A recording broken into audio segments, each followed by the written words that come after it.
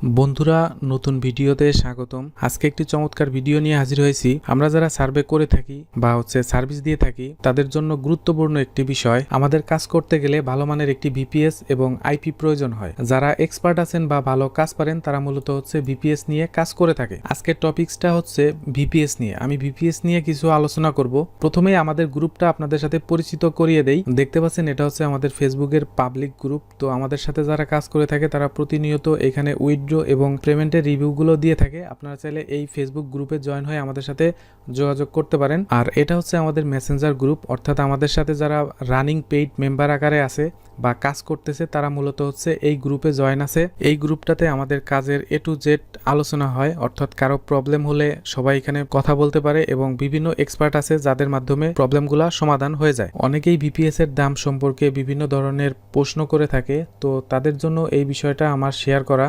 তো দেখতে পাচ্ছেন আমার এই অ্যাকাউন্টে বর্তমানে 115টা ভিপিএস রানিং আছে। আর আমাদের ভিপিএসগুলো সাধারণত 3500 টাকার আশেপাশে কেনা পড়ে। আপনাদের কাছে কিছু টাকা লাভে আমরা ভিপিএসগুলো সেল করে থাকি।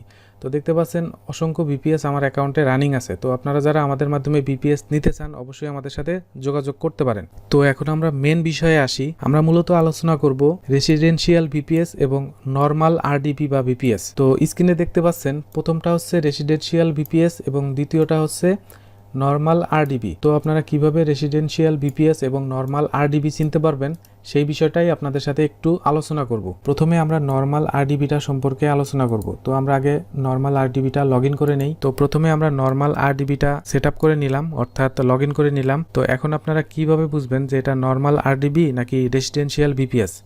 তো আমরা দেখেন একটি ক্রোম ব্রাউজার ওপেন করি। তো এটা একটি ক্রোম ব্রাউজার। তো এইখানে আমরা প্রথমে আইপিটা চেক করে নিব। তো আমরা চেক করার জন্য whoa.net-এ যাই।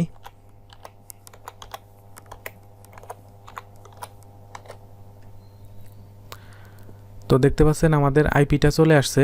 তো এটা 207 দিয়ে শুরু, অর্থাৎ 207.228.1.180। তো এটা এই ভিপিএস এর বা এই ব্রাউজারের আইপি। এখন আমরা কিভাবে বুঝবো যে এইটা নর্মাল আরডিবি না রেসিডেন্সিয়াল ভিপিএস? তো আমরা দেখেন আমরা যখন লগ ইন করলাম তখন 43.159.135.68 এটা দিয়ে লগ ইন করছি। তো এই আইপির সাথে আমাদের ব্রাউজারে যে আইপিটা শো করতেছে এটার সাথে কিন্তু কোনো মিল নেই। তার মানে এই আরডিবির ভিতরে একটি AT&Tর মান্থলি আইপি বা SOX5 যেটাই বলেন না কেন সেট আপ করে এই আইপিটা শো করানো হয়েছে। যেমন আমরা বাংলাদেশের যে কোনো একটা ব্রাউজারে আইপি সেট আপ করে ইউএস এর লোকেশনে যাই, তেমনই একটি নর্মাল আরডিবির ভিতরে ইউএস এর একটি আইপি ব্যবহার করে এটি ভিপিএস আকারে চালানো হয়েছে। তো দেখতে পাচ্ছেন এইখানে লগ ইন আইপি 43 দিয়ে শুরু, আর আমরা যে ব্রাউজারে চেক দিলাম সেটা 207 দিয়ে শুরু। তো এটা মূল পার্থক্য।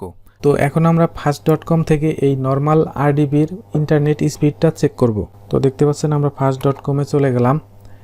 তো সাধারণত প্রক্সি সেট আপ করা আরডিবিগুলা 100 MBPS থেকে 300 MBPS পর্যন্ত উঠে থাকে। এটা সময় ভেদে তারতম্য হয়ে থাকে। তো এটা নর্মাল আরডিবির ইন্টারনেট স্পিড।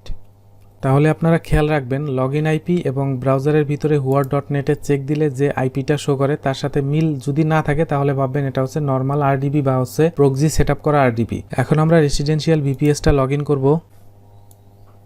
দেখতে পাচ্ছেন এটা রেসিডেন্সিয়াল ভিপিএস। তো আমরা রেসিডেন্সিয়াল ভিপিএস এর একটি ব্রাউজার ওপেন করি। তো এখানে যদি আমরা whoa.net-টা চেক দেই, তো দেখতে পাচ্ছেন আমরা whoa.net-টা চেক দিলাম। তো এইখানে দেখেন আমাদের whoa.net-এ 104.191.46.216 এই আইপিটা শো করতেছে। আর আমরা যে লগ ইন দেওয়ার সময় আইপিটা ব্যবহার করছি সেটা 104.191.46.216, অর্থাৎ লগ ইন আইপি এবং ব্রাউজারের ভিতরের আইপিটাও সেম। তার মানে এই দুইটা আইপি যদি সেম থাকে তাহলে বুঝবেন এটা রেসিডেন্সিয়াল ভিপিএস, অর্থাৎ whoa.net-এ যে আইপিটা শো করবে এই আইপির সাথে লগ ইন আইপিটা মিল থাকবে। তো এখন আমরা এই রেসিডেন্সিয়াল ভিপিএস এর ইন্টারনেট স্পিডটা চেক করব। তো এটা চেক করার জন্য আমরা আবারও fast.com-এ ঢুকলাম। তো দেখতে পাচ্ছেন নর্মাল আরডিবি থেকে এই রেসিডেন্সিয়াল ভিপিএস এর ইন্টারনেট স্পিডটা কিন্তু অনেকটাই বেশি। তো এটা সাধারণত 1000 MBPS পর্যন্ত উঠে থাকে, সময় ভেদে কম বেশি হয়ে থাকে। তো এখন আমি দুইটাই আপনাদের সামনে ওপেন করে দেখাবো, দেখতে পারবেন একদমই সেম। এখন আমি দুইটাই আপনাদের সামনে একসাথে ওপেন করে দেখাবো, দেখতে পারবেন আপনারা কোনোভাবেই এর পার্থক্য বুঝতে পারবেন না। তো দেখতে পাচ্ছেন এইখানে প্রথমে আমি নর্মাল আরডিবিটা ওপেন করলাম। তো এরপর আমি রেসিডেন্সিয়াল ভিপিএসটা ওপেন করলাম। দেখতে পাচ্ছেন দুইটাই কিন্তু এটিএনটি ইন্টারনেটের আইএসপি। তো দেখতে পাচ্ছেন এখানে নর্মাল আরডিবিটাও এটিএনটি ইন্টারনেট এবং রেসিডেন্সিয়াল ভিপিএসটাও এটিএনটি ইন্টারনেট। তো এখন আমি যদি আপনাদের প্রক্সি সেট আপ করা ভিপিএস এর প্রক্সিটা রিমুভ করে দেখাই, তাহলে দেখেন হোয়াট.নেটে কি শো করে। আমার নর্মাল আরডিবির ভিতর থেকে আইপিটা রিমুভ করা শেষ। তো দেখেন আমার আইপিটা কিন্তু রিমুভ করা শেষ। এখন যদি আমি হোয়াট.নেটটা রিফ্রেশ দেই তাহলে দেখতে পারবেন, তো দেখতে পাচ্ছেন আমাদের ব্রাউজারের আইপিটা কিন্তু চেঞ্জ হয়ে গেছে। এখন আবার অনেকে মনে করতে পারে যেহেতু লগ ইন আইপি এবং ব্রাউজারের ভিতরের আইপি সেম, তার মানে এটা রেসিডেন্সিয়াল ভিপিএস বা রেসিডেন্সিয়াল আরডিপি। এটা কখনোই না। রেসিডেন্সিয়াল ভিপিএস এর কিছু আইএসপি থাকে, যে আইএসপি গুলা আপনাদের আমি দেখাবো, এবং কিছু সিরিজ থাকে সেগুলোও আমি আপনাদের দেখাবো। তো এই হচ্ছে মূলত প্রক্সি সেট আপ করা আরডিপি, আর এটা হচ্ছে মূলত রেসিডেন্সিয়াল ভিপিএস। আশা করি আমি আপনাদের বুঝাতে পেরেছি যে কোনটা রেসিডেন্সিয়াল ভিপিএস এবং কোনটা নর্মাল আরডিপি। তো আমি এই নর্মাল আরডিপির মধ্যে যে কোনো একটি আইপি বসিয়েই এটা যে কোনো লোকেশনের বা যে কোনো আইএসপির তৈরি করতে পারবো। আর আমাদের যে রেসিডেন্সিয়াল ভিপিএসটা আছে, এটাতে আমাদের এক্সট্রা ভাবে কোনো আইপি বসানো থাকে না। আমাদের এই আইপিটা দিয়েই অনেক সুন্দর কাজ হয়, অর্থাৎ এটাই রেসিডেন্সিয়াল আইপি। এখন আমি আপনাদের কিছু রেসিডেন্সিয়াল আইপির লিস্ট দেখাই। তো আপনাদের দেখানোর জন্য আমি পিডিএফ এর মধ্যে লিস্ট করে রেখেছি। আমরা সাধারণত জানি সার্ভে কাজের জন্য কিছু বেস্ট আইএসপি আছে, যেগুলোর মধ্যে AT and T, Comcast, Spectrum, CenturyLink, Verizon এগুলোই বিখ্যাত।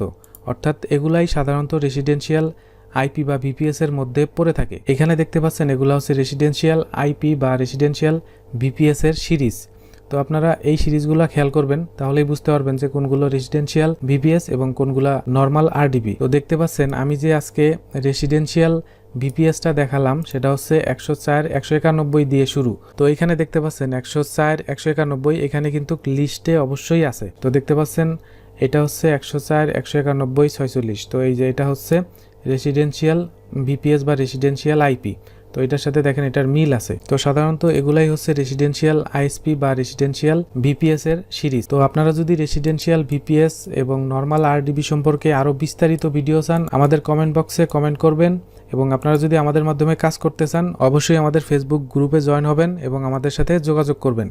ধন্যবাদ।